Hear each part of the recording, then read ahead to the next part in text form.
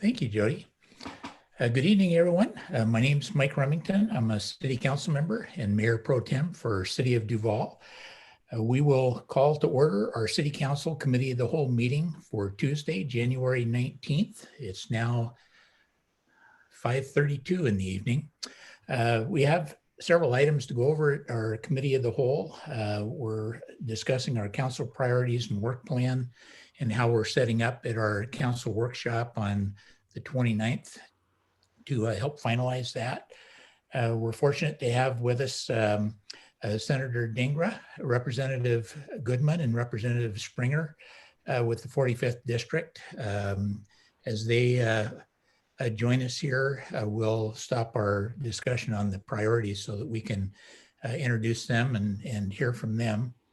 And then finally, the mayor will be sharing information on our interim city administrator position.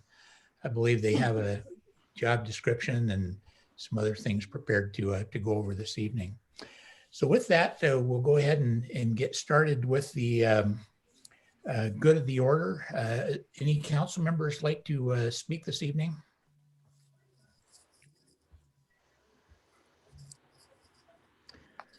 Well, I'd like to just start by saying something very briefly. There's a lot going on in our country right now, and I think people just feel that anxiety. And I just want to encourage, especially here in our own region, in our state, and in our county, and here in our town of Duval, that while we may have disagreements on policy ideas and different issues, we're all neighbors. We're all living in this beautiful place we call our Northwest. And hopefully, even though we have strong feelings on many items, that we recognize that the most important thing we do is caring for each other. Being patient and kind. It's a little tougher, it seems, during COVID-19 when folks feel a little cooped up and out of sorts. We understand that.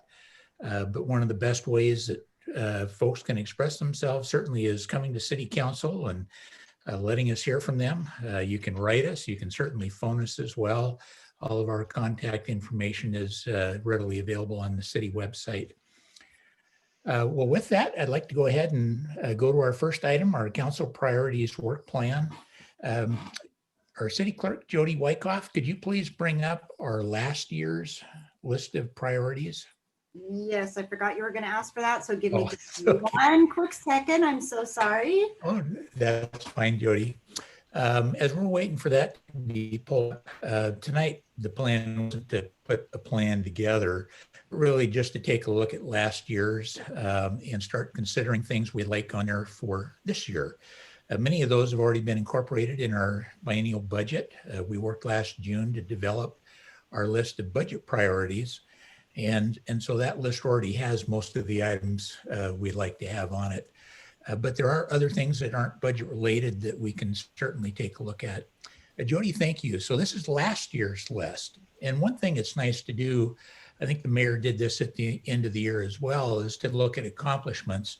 There's a lot of things on this list that were key for council in the city last year, and we were fortunate to move forward on many of these items. Jody, could you scroll down just slightly? I think we end at item 13, and I believe there were 19. So as you take a look at this list, you'll see there were a lot of things to do with finance and with our revenues, budgets, and we're very pleased, especially having our new finance director on board, helping provide real guidance and leadership as well in supporting the mayor.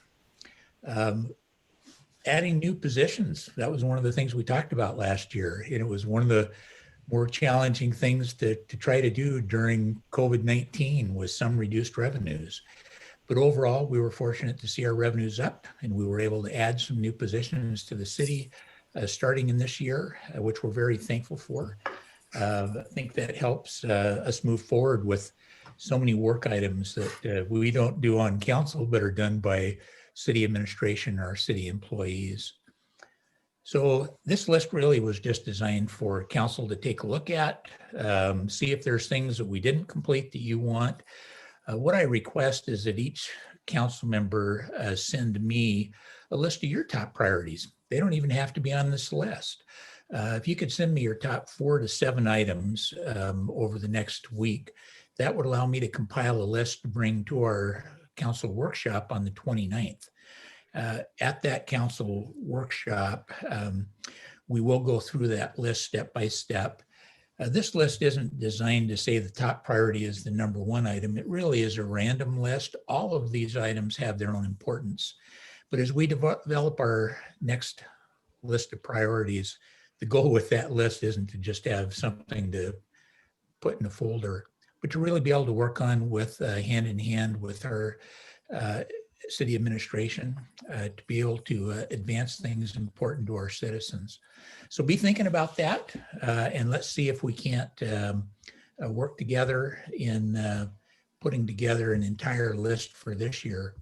I'd like to just open it up and see if there's any comments or thoughts from council members. Jody, you can go ahead and put that away so we can go back to seeing everyone. Thank you. Any input or thoughts? Councilmember Naplin. This should have been in good of the order, but the council priorities reminded me about the capital facility plan and looking at facilities. And I'm just wondering, I know I gave some feedback. I saw Dorothy had given some feedback, and I think I heard of at least one other council member who'd given feedback on the RFP or RFQ. And anyway, I was just curious if we were going to see another draft or have a conversation about that. Sorry, I saw it on the priority list and it reminded me I wanted to ask. No, it's a good question. Mayor or staff, maybe you can give us a brief update. Steve, do you have one just on RFP for city facilities and kind of what that looks like going into this next year? We certainly looked at potential to, in the future, to have a brand new city hall and bring all of our work units together in one facility best we can. And now's the time to plan. Sure. Good evening, everyone. Steve Lenishevsky, Public Works. So we are going over the RFP for government facilities tomorrow at the Public Works Committee. So that is an item on our agenda. I assume with that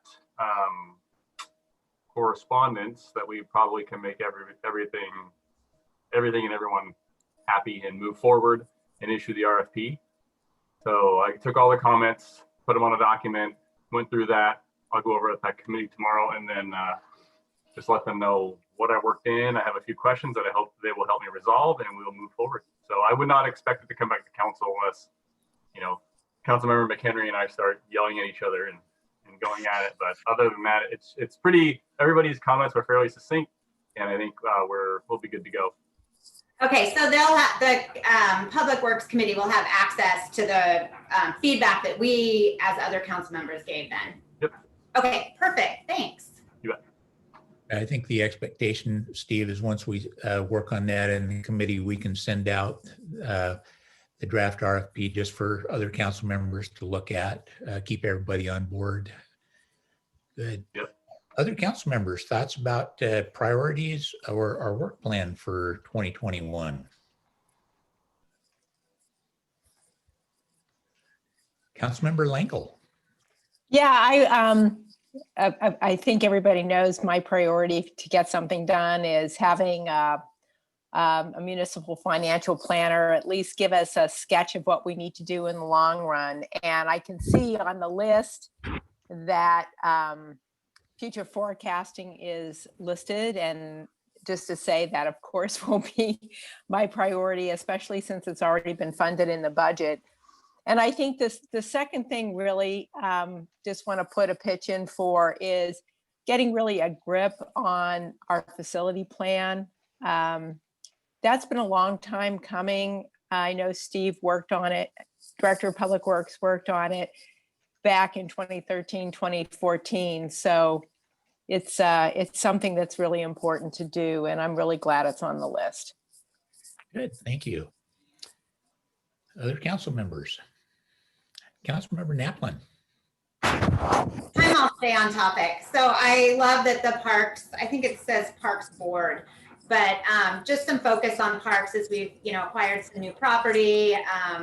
The county is talking about doing something at Duval Park. And I think getting community feedback is absolutely critical. And I'm looking forward to somehow, either putting together an advisory board or putting out a survey or just getting some more recent feedback, because it's been a while since we did our last parks plan update. Thank you. Other council members? Councilmember McHenry. Yeah, I think like many years, it's going to be hard to pick our top ones because they're all so important. But I agree with what a lot has been said. I think that it's balancing big items we really want to tackle, but also some items we've had for a little bit that could be accomplished, like the ethics policy we could finish. Councilmember Hogan and I put a lot of effort into that, and then it's been tabled for a little bit. So it'd be nice to take that up again. But I'm really interested in the public outreach side and how that applies to so many different departments in the city. So it could be very valuable to have some council members take that on as an ad hoc or maybe even a permanent committee, depending on, how that pans out over the course of the year. Thank you. I think that's even more important. We've seen in this last year, the opportunities we have to reach out. It used to be seeing people in person much more, or at special events, but now we've seen some advantages doing things online, but hopefully we can continue to expand our outreach to our citizens. And here, I think last year, a our citizens was a huge part of that. And I know we all appreciated reading through not just people's answers to a question, but their written feedback was very valuable. So thank you. Councilmember Brunicki. Yes, the city facility plan, I would say, is the priority that I'm most interested in. And I'm going to ask for many years now, many years. The Glen Coons Rec Center, as well as the Duval Visitor Center, that we really address that and figure out a solution for that. Thank you. Yeah, we have looked at what facilities to keep or which ones to sell, especially the rec center. It turned out to be maybe fortuitous, is the right word, to have kept that facility and be able to use it to spread more of our workers out so they didn't all get sandwiched in a really tight facility. But certainly looking at our properties and what we're going to do with them will be a top priority this year. And looking ahead to the future to see if we have opportunity to look down the road towards a new city hall. Councilmember Brunicki. Yeah, I just wanted to add to that, as you just stated, a new city hall, because I think really when we discuss those issues, we should see the big picture of all our facilities and the new city hall, really start planning and doing something about that. So thank you for that. Thank you. Councilmember Hoag. Thank you. So the 4 items that I emailed you, of course, it sounds like we're working on some of them right away, but city administrator, I think that is a huge priority, and I'm excited that's coming forward. And then the form of government, I think it'd be good to get, and we have a meeting coming up regarding that to discuss whether or not to do, change in the form of government. The other items are financial policy, and I really think we need to do forecasting for the future, kind of like Councilmember Lingle feels strongly about. So those are the items that I sent to you, but I'm sure there's others. And it was really kind of fun to look through last list, because it seems like there's a lot of things we can check off, which I think was great. Thank you. That does feel good to check some of those off, important items. The municipal advisor, I think, is something that will help us for that long-term look at our stability, making sure we're doing the proper planning to keep up on our infrastructure. And now's the time to do that. It's always easy to push things off in the future, but I think a good financial advisor, municipal advisor, will help stabilize that for us. So thank you. We have mentioned just now the changing form of government. So what is that? It really, currently we have a strong mayor council form of government. We've had that here in Duval, I think, from our inception. There are other forms of government. One of those that we see around us is a city manager council form of government. That's often recommended by both the Sound Cities Association as well as the Association of Washington Cities. But that's up to each city to decide for citizens. And it's an item that we'll be looking at strongly at our retreat, getting to have training from our city attorney. Daniel will be there to help provide us some background. He's helped other cities walk through that process. So for our citizens, this is really about fact finding, just educate ourselves. What are the pros and cons of each form of government, what we think would work best for Duval, and hopefully we would collaborate both with the mayor and council and our citizens together to, if we're going to make a change, to make that change or to maintain what we have currently. So thank you. Any other council members? Councilmember McHenry. I just want to add one more thing that popped in my head. It's always a really big one for our community, which is traffic. And I would really like to have a discussion, and I know the mayor would have some great insight into how we could go about this, but just talking about what our role should be advocating with the county and the state for different roads that are out of our city limits that impact us greatly, and how we can advocate for the people who live here. Thank you. Yeah, it's not just something that Duval can, especially with a state highway running right through the middle of town and all the other roads coming in are county roads. So we really have to have a regional plan. We also have that challenge of, I think it was estimated 9,000 vehicles a day at its peak come through Duval from Snohomish County. And we don't really have direct ties with them. And so it's, again, when we talk regional, it's not just our own county, it's, throughout much larger area to make sure traffic can flow smoothly. And it's one of the bigger challenges. There's very few funds that are available. And it's a challenge for the state, for the county, and certainly for us in town here as well. Any other thoughts from council members? I haven't directly asked staff, but Mayor, one of the more important things we do as council, of course, is collaborating on these. It doesn't do us a lot of good just to have council say, yeah, here's what we want and walk away. We really want to collaborate with you and our directors to make sure that things that you have as priorities as well, and that we work together on those hand in hand so that we can get more done. So if staff has anything you want to add for us, you're welcome to, about priorities. I know in our council committees, we'll get to hear a lot more about that as we move forward. And certainly during the budget process, we worked collaboratively on developing a budget that would support the things that we'd like to move forward on. So much of that's already been done. Jody, time-wise, we're now at 5:50 and Representative Goodman's been so good to join us and be here early. Do you have a time when we're expecting Representative Springer and Senator Dingra? I know that Representative Springer is supposed to join us right about 6 o'clock, and then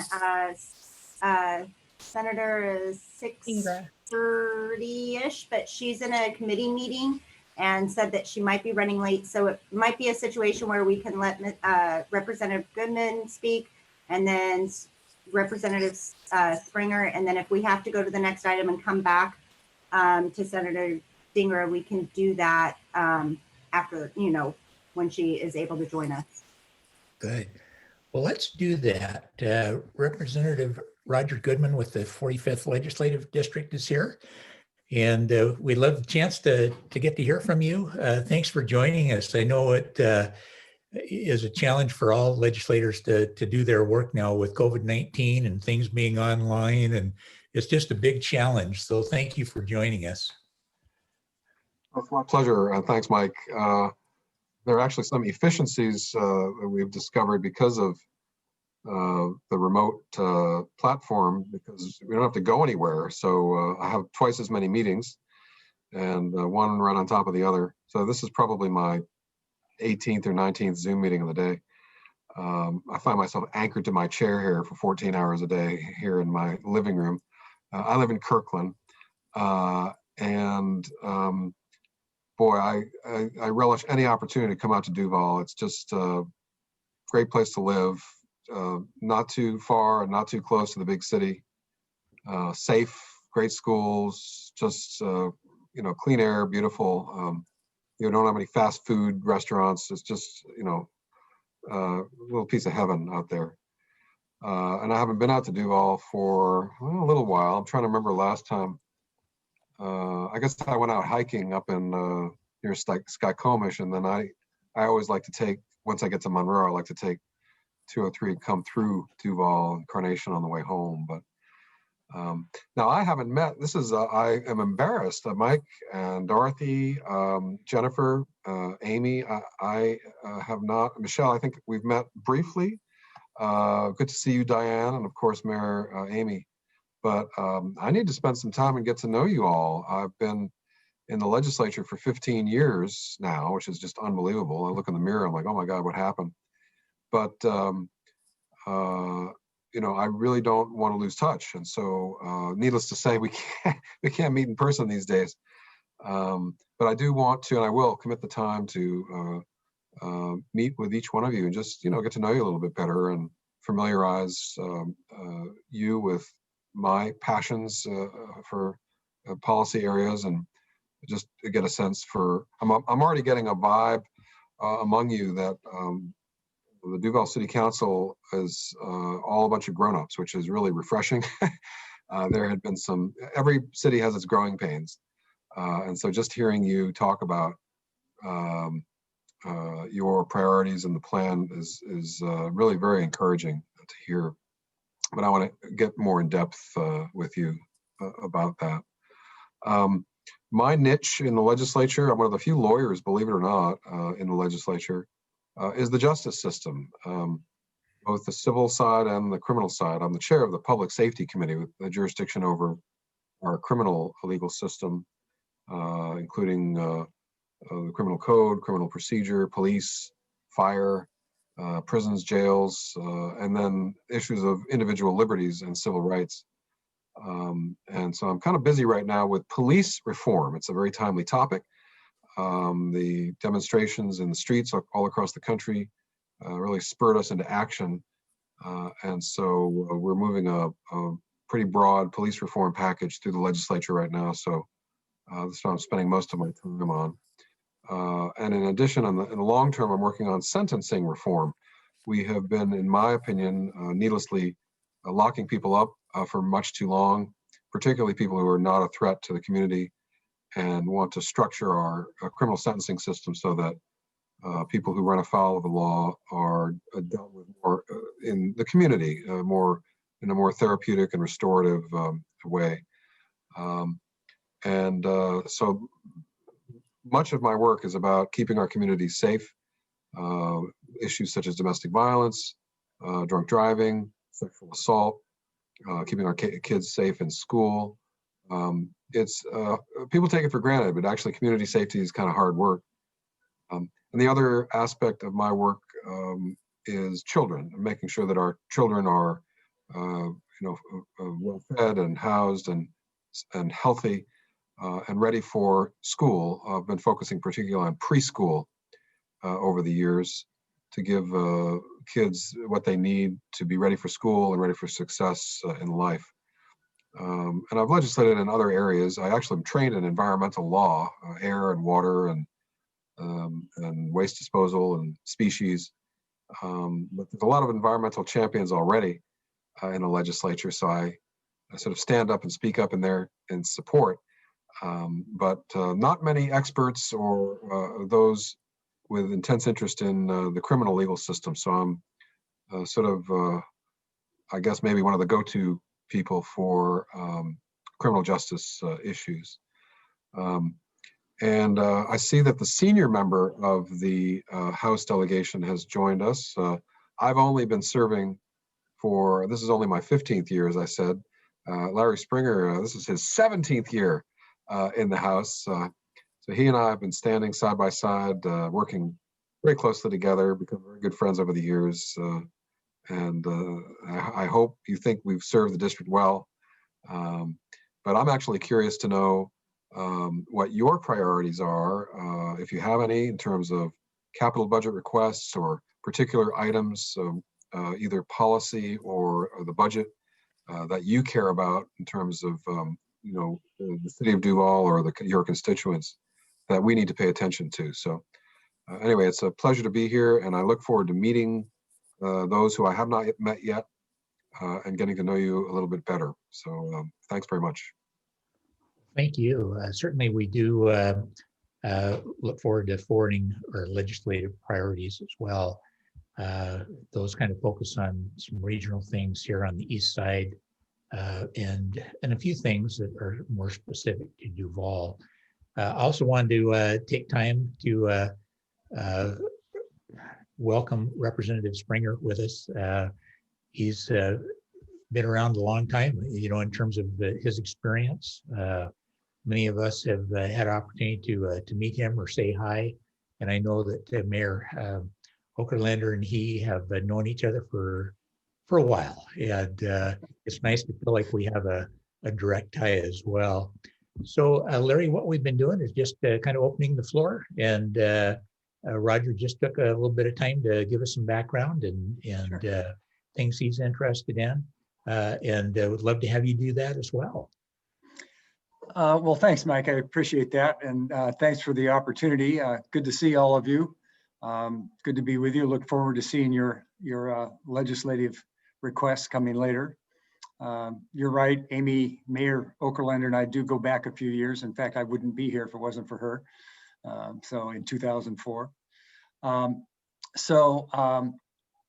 This, as Roger may have mentioned, this is a session none of us have ever experienced before. We are going through a national catastrophe that we haven't seen for over 100 years. It has posed challenges in the era of social media.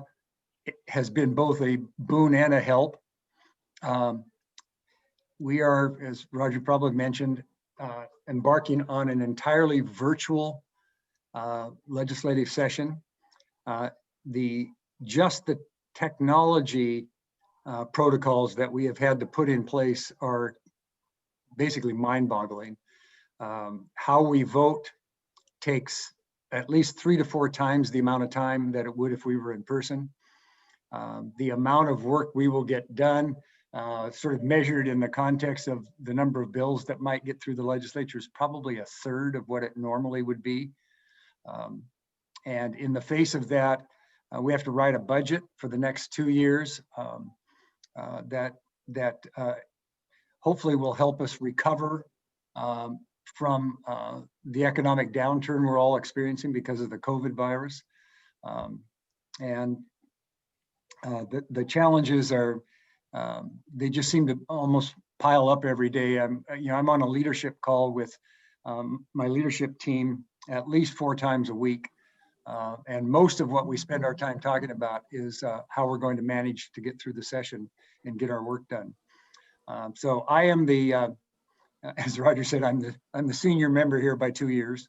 I think as that goes on and gets longer and longer, the 2 years get smaller and smaller and smaller, and they don't matter anymore. So I'm the deputy majority leader for the House Democratic Caucus, and I serve on the Appropriations Committee, the Finance Committee, which is a little unusual. Usually members don't get both of those committees. The Finance Committee sets tax policy. That's, we determine how we raise money, and the Appropriations Committee determines how to spend it. And then my policy committee is the Rural Development, Agricultural, and Natural Resource Committee. And then I serve on the Rules Committee as well, which is an administrative one. So priorities for this upcoming session, because of being on finance and appropriations, in a budget year like this one, my #1 responsibility is to be part of the budget team that writes the next 2-year budget. that we put together the spending plan, the tax policy plan in place that gets us through the next couple of years. The outlook, if you had asked me, how is that going? If you had asked me that back in June, I would have shuddered a bit and said, not well.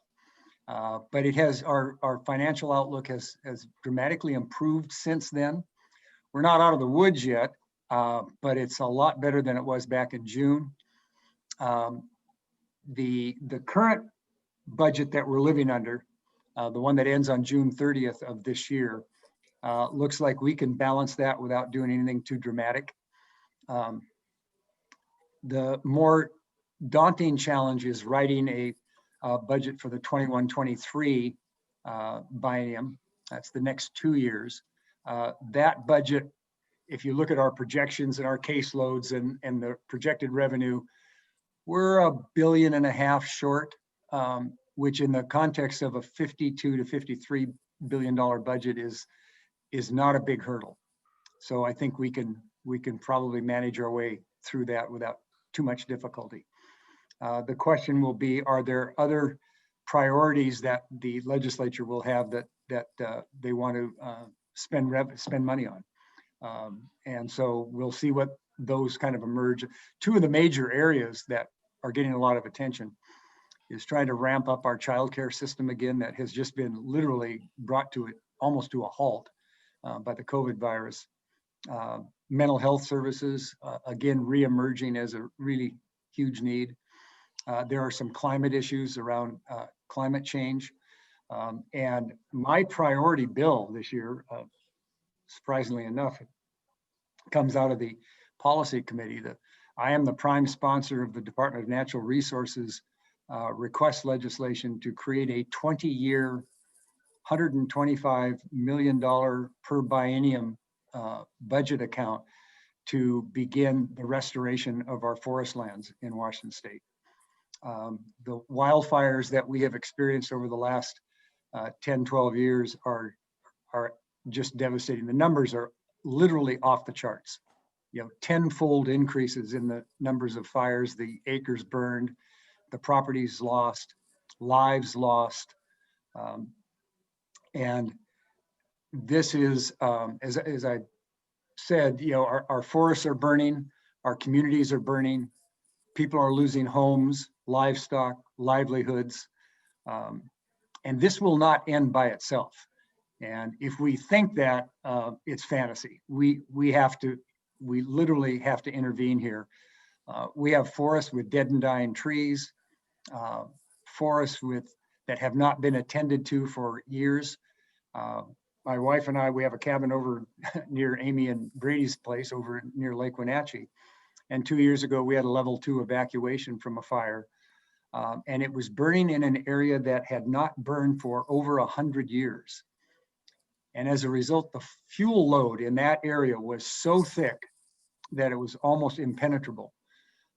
That's what we need to clear out. We need to get in there, clean that out, selectively log, send more lumber to the mills, means jobs, increase our firefighter training for wildfires, bring in some new equipment. We don't have nearly enough air resources to hit that initial attack on a fire is critical. I'll give you a good example. In 2015, we had the Carlton Complex fire, the one that burned part of the town of Pateros. That, at its height, it was in grassland as well. That fire was consuming an acre per second of just literally instant combustion because it was so hot. That fire started a lightning strike in a stump, and it was spotted by smoke jumpers on their way to Oregon. And they asked if they should detour, go back, jump, and deal with it. And they were told, no, go on to Oregon, we'll deal with it. And the rest is history, one of the largest wildfires in state history. We just can't let that happen anymore. So that's my big priority bill. We like a lot of bills down there, it's a great idea. It costs money. Everybody agrees it's a good thing to do. They all want to spend the money to do it. Everybody disagrees on where the money should come from. So that's typical of the work we do down there. So that's going to be my primary focus this year besides the budget. So maybe with that, I'll leave it. If there are, I don't know if we are here to answer some questions. We can, if that works. So. Larry, thank you for both the background and the priorities. We certainly have our own wildland urban interface out here in Duval. Yes, you do. On our perimeter. So we really appreciate that challenge we have across the entire state. Well, we're also fortunate tonight to have Senator Dankra with us. Thank you for joining us. We've just been blessed to have each of you join us to get to see you, and I guess I call it in person nowadays. I guess it's over the internet, but just to get to see you and hear from you and talk about some of your priorities. So thank you for joining us. Thank you for having me. It's good to see you guys all on my Zoom screen. I was finishing up a Ways and Means Committee hearing, and so it took a little bit longer to get here. But I just noticed that it says Ashley Jackson on my name. Clearly, I am not Ashley Jackson. I am Manka Dhingra. There we go. Let's see. So, I'm the deputy majority leader in the Senate again this year, which has been really great. I'm chairing the behavioral health subcommittee, and so behavioral health continues to be a focus. When the pandemic hit, I was out there talking to every member I could, saying, doesn't matter what happens with the economy, we cannot cut behavioral health. We have just, really started digging ourselves out of the recession in behavioral health terms, and really making a very concerted effort to move to an early intervention model rather than the crisis response model we've had for a long time. And so, we're really making sure that we're removing barriers to accessing behavioral health. We're continuing to provide early intervention. The data that we're getting on the impact on depression and anxiety due to the pandemic and the economic hardships is really, it is just so concerning. They're talking about more than 50% of Washingtonians having a diagnosable mental health disorder by the time we recover from this pandemic. And so we really have to make sure we're in a position to be providing care. And I'm sure I don't have to tell you all the toll it's taking, especially on our children and what's going on with school. So behavioral health continues to be a priority for me. I'm vice chair of law and justice. And let me tell you, police accountability is top. And I think, working with Representative Goodman on that has just consumed a lot of our time. So a lot of work on police accountability. Criminal justice reform continues to be a priority of mine, working for survivors of domestic violence, sexual assault, and you'll continue to see that work coming from there. And then I sit on Ways and Means. So everything we can do to make sure we are fixing our state's tax code, really making sure we're able to provide services that individuals and families and small businesses need is critical. This interim, I was on the Senate had a special committee on economic recovery. And so we heard from experts all around the country on really the things that we need to be doing in order to get us out of this pandemic and onto economic recovery. So we actually released our recommendations just last week from that special committee. And so we really are making sure that we are moving towards empowering people towards economic recovery. And the number one thing that we heard from experts is that this is unlike any other recession we've seen. And the best way to do economic recovery is to get control of the virus. And so that continues to be a focal point. We're keeping a close eye on vaccination distribution. We just moved to the 1B, I think this week. And people can actually just go on and on an app answer questions, and they'll let you know where you can be on the list for vaccines. So with that, I'm actually going to stop talking and open it up for any questions that you guys might have. Thank you so much for having me. Thank you so much. I've just been impressed in the background that each of you have and how you use that to help focus in on important things. Senator, I certainly saw that you did that early in your career as well. Things are extremely important to our communities. Well, I'll open it up to our city council members to ask questions of a senator or legislators. And I don't, I know our time limit here, so if you need to go, just let us know. But with that, council members. Thank you. Sorry, Berlingo, and I'm then really Councilman bad Mann. at this. I've been thinking a lot about these things. So first thing, I just want to be very thankful for the interest in community mental health, particularly as that might relate to children and children that might be in Head Start programs. I've been involved in both of those efforts in the past. And so I'm really happy that that's something you all are champion. And I noticed in the governor's budget, there's a nice emphasis on that as well. So totally happy, supportive of that. In the area of public safety, there's a real intersect in my mind between public safety and transportation. We have a real transportation challenge here. And I really see a vulnerability for Duval because there's only, two ways in and out, basically east-west. And I know those are very difficult things to think about resolution. But I was also very excited to see that the governor has proposed 160, I think it's billion in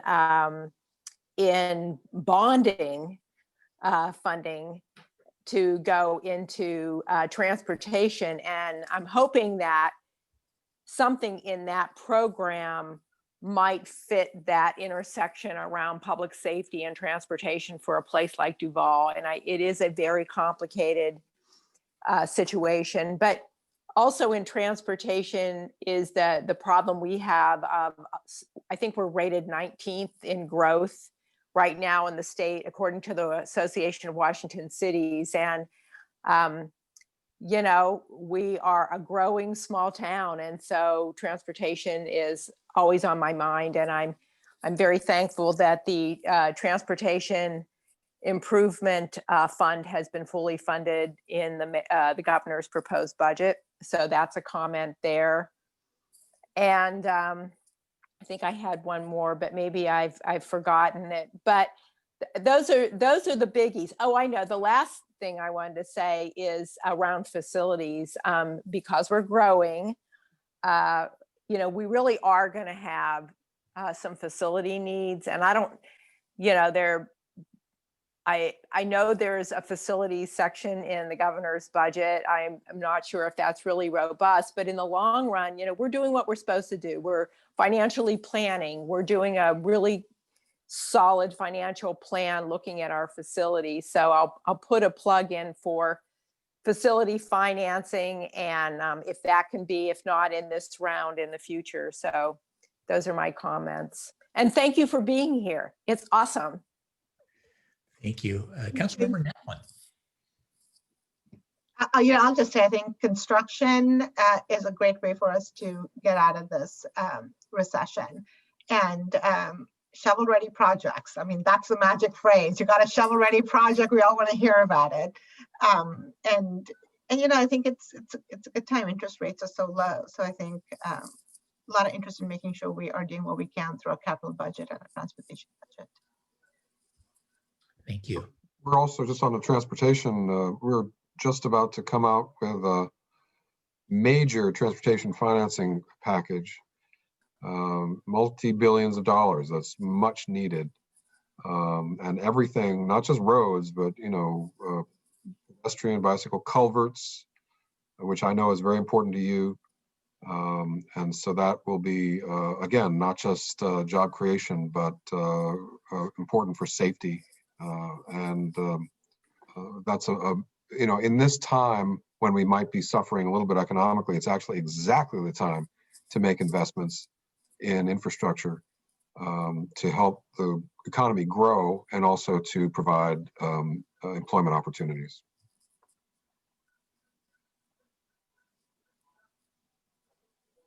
Should I jump in now? I wanted to make sure you all were ready.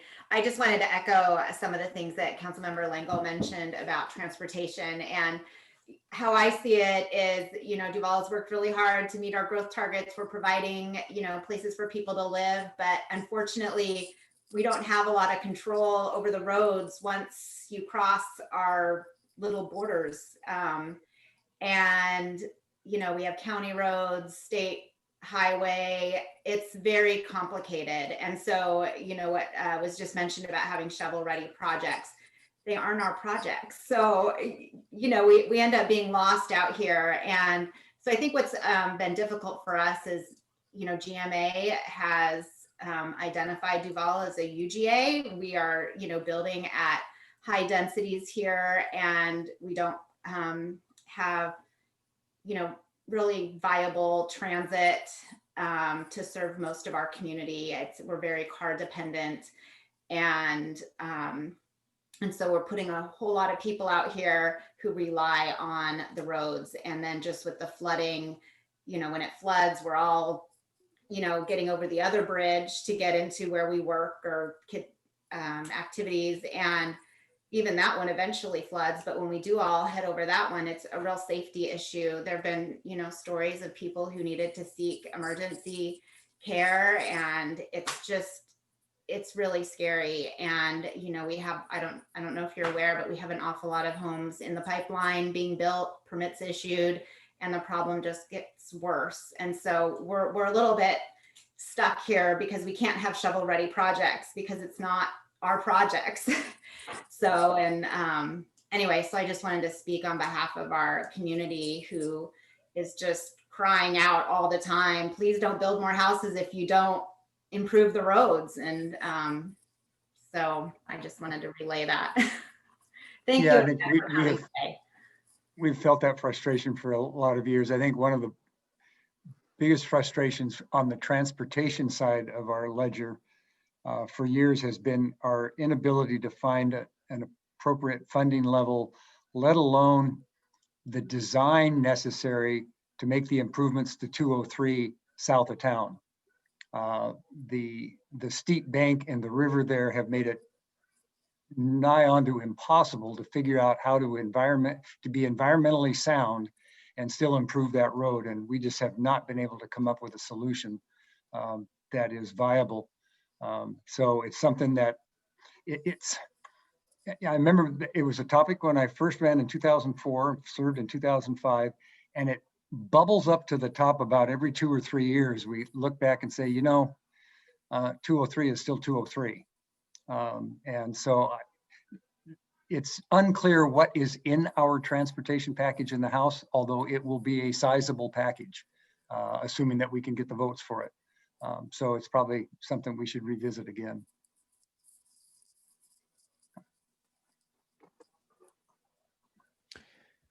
Thank you. Councilmember Bernicki. Yeah, I just had a question.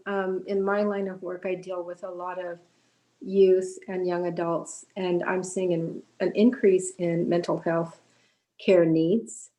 And so I was just wondering, we know in the state we have that to varying degrees, but I guess my concern is, what I want to know is, for the solution, are we looking at long-term care facilities and sort of providing services to people with mental health care? Because that's something that, you know, to be sustainable, we have to have that sort of support and infrastructure for them. And I'm just curious to know, and I'm glad to hear that there is a focus on mental health care, because I do agree it's definitely something that is needed. And I'm just curious to know if that's part of what you are discussing in developing some strategies for that. Thank you. Yes, thank you for that. You know, a few years ago, actually, when I got elected, we created a behavioral health subcommittee in the Senate, so we could really have a focus on behavioral health, given my background in working in this issue for so long. And, that's when the governor's office came up with that transformation on how they were going to really try to push for more services into the community and going hand in hand with facilities as well. Obviously, no one wants their child ever to be civilly committed or need to be in a facility, but you have to be realistic about the entire spectrum of care and making sure that you have resources at every step. I mean, obviously, the earlier you can get people into intervention, the better it is. But you cannot focus on one area and forget the rest. And so we've really been trying to make sure that we're taking a look at that entire spectrum. And so every year, especially for the last 3 years that I have been in the Senate, we have always made sure we are touching every component of that. So we had done a lot of work around children's behavioral health. We have the task force.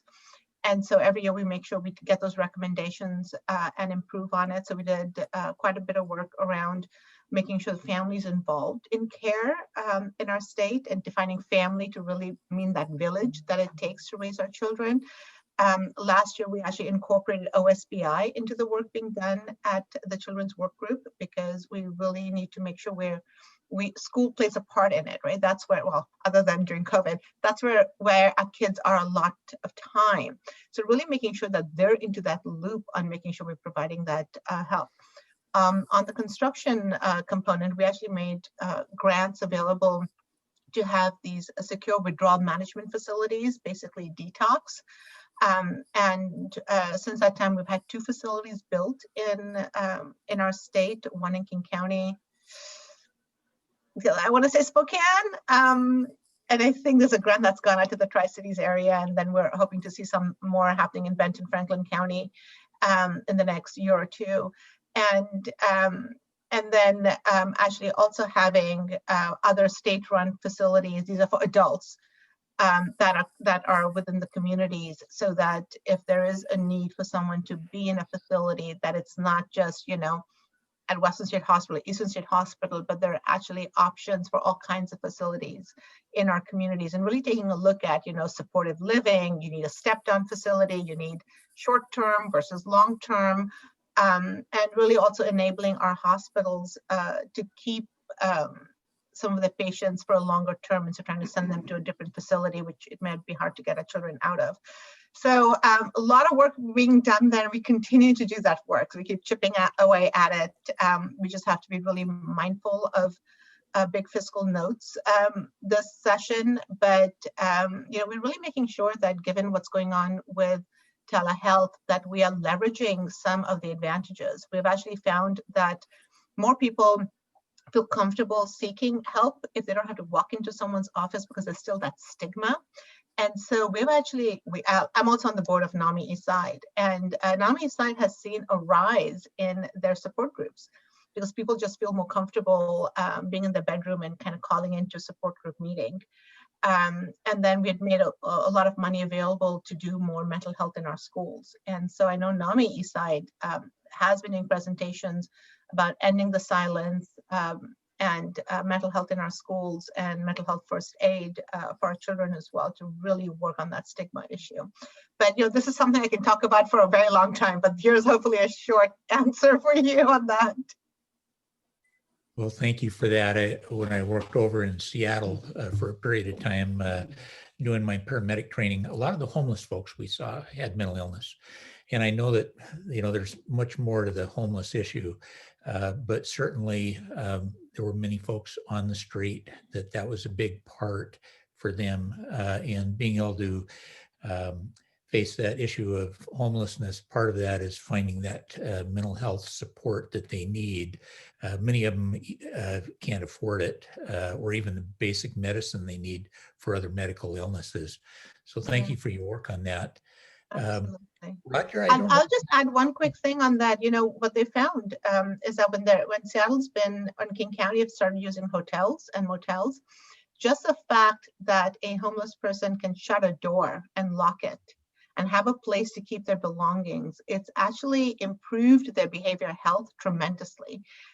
they're taking their meds, they're recovering. And so, you know, and this is something many of us who have worked in this area have known, that people, and actually any new parent, you know, you need a full good night's sleep where you can feel like a human being the next day. And so just making someone feel secure for 8 hours at night where they can sleep is really showing to be tremendous. So hopefully we are going to continue to change the manner in which we're providing services to individuals so that they're more efficient. I just want a couple of related things. One is you're lucky in the Valley to have the Snoqualmie Valley Community Network. Laura Smith's doing an amazing job bringing folks together to address behavioral health challenges among young people. It's been going on for quite a number of years. So you really are distinguished compared to other parts of the state and even in the country. I've been very impressed with that. One of my big regrets on coming out of the last legislative session was actually after that, because the governor vetoed an increase in the number of counselors in schools. Now, the counselors in schools that we provided were for high poverty districts, so it actually didn't apply to our area, but that's still a really urgent need that we need to provide funding for. And we're not talking about counselors for academic work, but counselors to help students with their underlying mental health needs. I can tell you my daughter, a senior in high school, is among the 50% of the students who are suffering from depression and anxiety. And so this is a real major challenge. And behavioral health is really in the middle of our radar screen and has been now for 2 or 3 years in the legislature. So we're really focused on it. Roger, thank you. Sadly, here in Duval, we in the last year had 3 of our young men in high school commit suicide. It just really shook us as a community, personally. And so many of us know families that have lost a loved one to suicide. And it just such a heartache to know that for somebody, they felt like that was the answer to end their life when we might have had a chance to find the support and help they needed. Mayor, you had your hand up. I did. Thank you. I would like to take a couple of minutes. First of all, again, thank you, Representatives Goodman and Springer and Senator Dingra for making the time to come and talk to us. I did want to just briefly kind of skim over our legislative agenda as it stands, if you guys are good with that. And let me go ahead and get my share screen up here. So Amy, before you do that, I'm gonna have to hop off. I have a 7-month-old dog that had elbow surgery and I have to keep the 2-year-old away from him. And I am failing miserably right now. And Penny's on a council call with her council tonight, so. No worries. You know this like the back of your hand. I have seen it and you can send it to me and we will talk again. Thanks, everybody. I appreciate the time. Thank you. So as you heard, transportation is becoming a bigger and bigger issue. And that's really our city's top legislative priority, and it will be until we get the issues fixed. In general, one of our really important things after we did the kind of travel pass-through study of 203 in 2019 is that we really need the state to come forward and do a complete Highway 203 corridor study, which needs to include where the cars are coming from and going to, and what we're going to need in the future. Another ongoing thing, which you'll hear quite a bit from Snohomish County, is finishing 522 and the North Fork 5 improvements. Our study showed that 73% of travelers, 32% of travelers come from Duval on these roads. The rest of it is Snohomish County, out onto Woodinville Duval Road and Northeast 124th, which also, in the funding side, there's really a need for the legislature to fix the county road funding model so that as annexations happen, counties have a viable way to bring back that revenue that they've lost. We all know where King County is at, so I won't rehash that. Another thing that we have on our agenda here is changes to transportation planning policy, as is acutely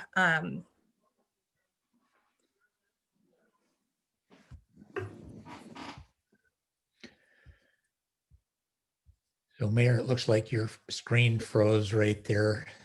Hopefully we'll get you back in just a moment. our new reality. Yeah, it is sadly. Every now and then one of ours doesn't work as well as we would like. Do you want me to find the legislative agenda and bring it up, Mr. Remington? Yes, I think the mayor on her screen has it there already. Is she sharing her screen? I don't see that. Okay. Yeah, I can see her screen. Oh, now it's Well, gone. I think she must be logging on again. Well, you'll hear that transportation quite a bit. I think, well, here we go. Welcome back, Mayor. Apologies. We cut out there for a second. But transportation, the planning side of it really needs to be changed on a statewide basis to address the issues that we're seeing as people continue to move farther away from their jobs and are putting those burdens on our roads, particularly in areas like ours. The other big issue we have, of course, is broadband. And there is a lot of work going on in Olympia, I know, to try and address what we can address at the state level. And this becomes more of a federal issue, but as you're looking at funding for broadband and connecting those underserved areas, we encourage strong attention paid to the areas that have service but don't have consistent service, which is us. We don't have competition, and it's very difficult where we're at to get the competition. Again, we've already talked a lot about behavioral health funding and support. And then the next thing we really have is our Land Use Regulation and Growth Management Act changes. We've seen a lot of legislation in the last several years that could force the city to completely change the character of our community. And I think that's one thing that the city's done really well over the past several decades is mapping out and planning what we want the city to look like. And every time we update the comp plan, you're adhering to new regulations, but some of the legislation that has been proposed would definitely put pockets of drastically looking different housing in our community. And so we're asking you folks to think about that as that legislation comes forward and think about the non-contiguous UGA cities differently than you think about the contiguous UGA cities in the rural areas. We're unique and oftentimes the policies don't reflect that. So that's basically it in a nutshell. Of course, we're going to be moving forward in capital facilities. Once we have identified things, we will be asking for funding at the legislature. We are doing some remodel projects and are looking at the capital budget request Senator Monca's office sent over within the last couple of weeks and having the staff internal conversation before council. And so hopefully we'll have some minor asks this year and start laying the groundwork for a larger facility in the future. But I thank you all for all your work. And one of the questions that I always have is, I think that in general, we all share very similar priorities for our communities. And what can we do to help you achieve your goals this year in the legislature? What can we do to help you? I would just say, just feel free to email us at any point in time, especially on bills, either that you're concerned about or you're supporting. I always like having an email just saying, hey, these are our issues with this bill, or we support this bill. My office does do a search for me on all the bills that are on any committee I'm hearing, or if it's on floor action the morning of. And that way they're all there and I quickly go through them to make sure I have the most updated information. So I think the more information you can provide, the better for me. Thank you.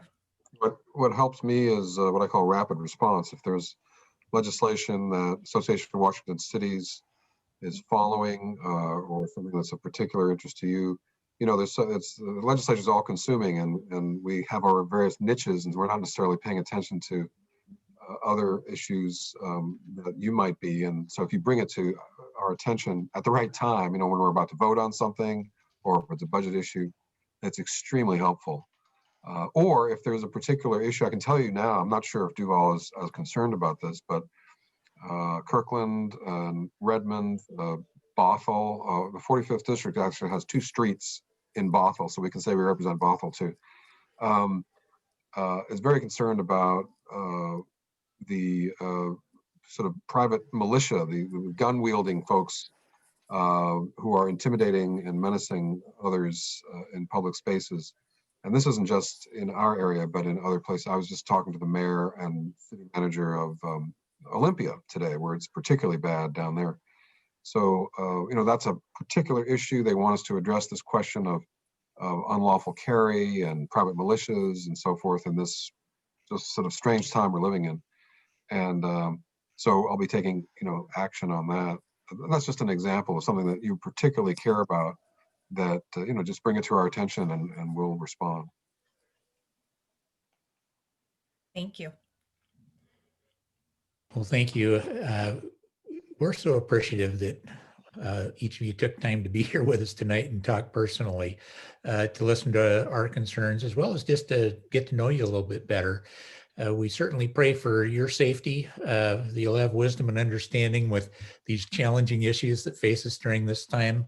Hopefully we'll all get through the pandemic and get our vaccinations and really see recovery happening during the next year. But thank you again for joining us tonight. Thank you, Mike. And again, I look forward to meeting each one of you individually. I actually got COVID already, so I guess I'm immune, but only had mild, debilitating symptoms. It was kind of curious. A little, 7 or 8 days of little touches of symptoms. I felt like I was being experimented on in a laboratory. But I do look forward to meeting those who I haven't met yet, so that we can get to know one another better. Well, thank you for this opportunity. This has been terrific. And thank you all so much. I too really appreciate it. One of my favorite Mexican restaurants is in Duval. I'm gonna miss that. Well, I was there actually a few months ago to do pickup, but thank you for everything that you guys are doing and continuing to do for your community. And I agree with you, Mike. I think we're gonna get through this. Yeah. Get our vaccines and stay safe. Yeah. Well, thank you. Thank you very much. Good night. Okay, thanks a lot. Well, what a blessing to have them join us and have a opportunity to share some of our specific needs with them. I know we'll continue to do that, both through some of our regional committees that the mayor's on, and some of our council members, especially with transportation. It really, I think Councilmember Lingle said it well. There's something we just, can't fix ourselves. I think Councilmember Naplin said the same, and our citizens, it's just one of the biggest frustrations. Well, our last item that we have tonight is the interim city administrator. It has been a top priority. We have funding for it. And the mayor's here to talk a little bit about it. I was blessed to get to work on that a little bit, have some input. And I believe that's in our packet, showed the job description, some of the work they'd be doing. And that included some of the key items that we've discussed tonight. So Mayor, I'll turn it over to you.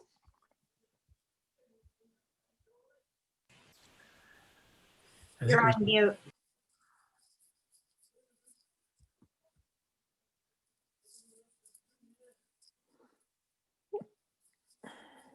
It wasn't unmuting there, so I apologize for that. So I'm hopefully you've all had time to read this. I just want to start by saying, for folks to keep in mind and remember that this is a 20-hour-a-week part-time, certainly not full service for interim city administrator, and that the real goal is to make sure that certain tasks get done prior to the hiring of the full-time city administrator, to set not just that individual up for success, but the city up for success. There were lots of, hindsight, 2020's hindsight in our previous full-time city administrator. And, I suspect that perhaps if some of these things were addressed prior to the previous city administrator coming on board, that we may not have had some of the challenges that we did have, and that we might be a little bit further along in our policy development than we are now. That said, the city has been getting a lot done over the last few years, but we've got a lot more work to do internally to actually not just prepare us for the full-time city administrator, but also a potential change in form of government. So in general, the task list is very extensive, and I think it is abundantly obvious that whoever comes on board for the interim role will not be able to achieve all of these things.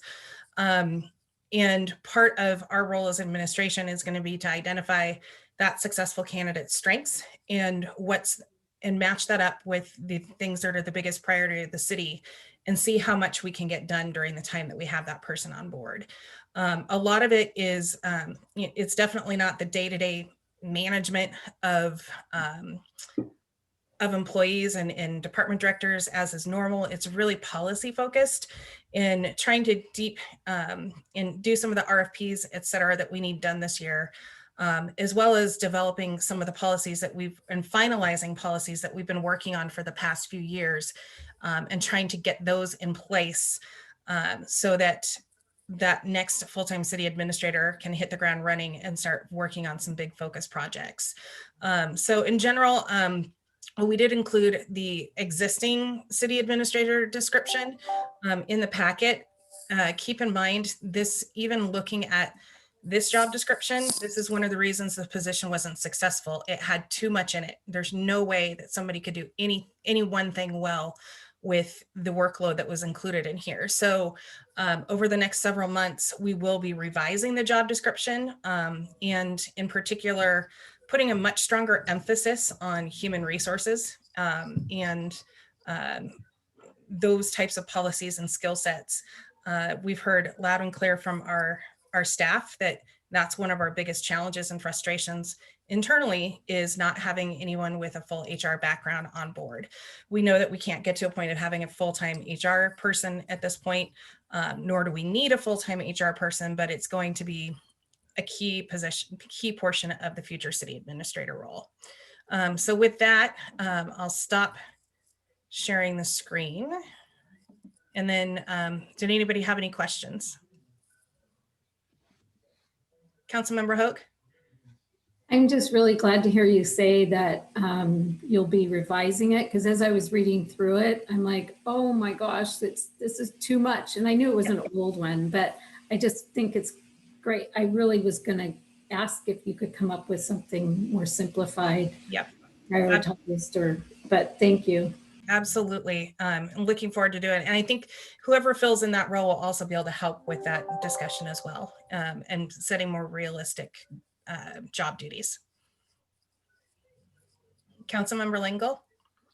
Yeah, I mean, even the interim list of tasks is really, like you said, very ambitious. Mm-hmm. Have you put any thought so far into how you might prioritize some of those things, given the budget that we already approved? And I guess also, you know, we are getting, I think, a lot better about how our committees work, and maybe, you know, some of the work, maybe there's some things that the committees can work on I mean, we do, although they're council code committees, we do staff administration is ex officio. And I think that we're doing a much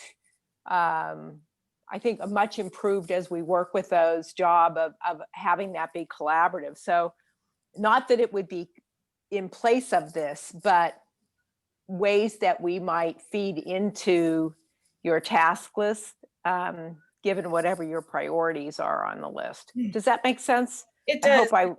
It does. And I think, you know, again, it depends on who the candidates are, and who the board will look at the most important things. There's time critical things. There's, you know, we've got to get the municipal financial consultant RFP out once we get the capital facilities plan going. And there's a lot of things that have to come together to make that whole big package that we've all been talking about. But as far as prioritization, part of that will come down to the skill set of the successful candidate. But there will be definitely, you know, we have to get the personnel manual finalized. It was close to finalized, needing some formatting, needing some final review, and then the pandemic hit. So there are things like that. We have in our mission, vision, values, et cetera, document that we have internally.